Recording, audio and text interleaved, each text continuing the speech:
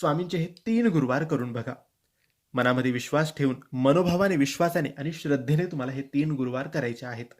हे 3 गुरुवार तुम्ही विश्वासाने, श्रद्धेने केले तर तुमच्या इच्छा पूर्ण नक्की होतील. स्वामी प्रसन्न नक्की होतील. तुम्हाला अनुभव नक्की येईल. मित्रांनो, फक्त 3 गुरुवार आणि तुमची प्रत्येक इच्छा पूर्ण होणारच. स्वामी समर्थांच्या कृपेने जीवनात चमत्कार घडतात. हा एक गुप्त व्रत आहे, जो श्रद्धेने केल्यास कोणतीही अडचण सुटते, मागितलेले मिळते. तर मित्रांनो, पहिल्या गुरुवारपासून किंवा तुम्हाला जेव्हा वाटेल त्या गुरुवारपासून या व्रताची सुरुवात तुम्हाला करायची आहे आणि अनुभव घ्यायचा आहे.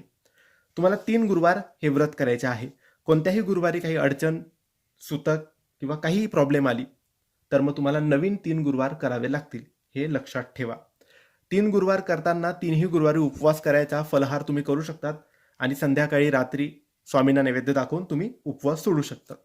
हे झालं उपवास कसा करायचा आणि नियमांचं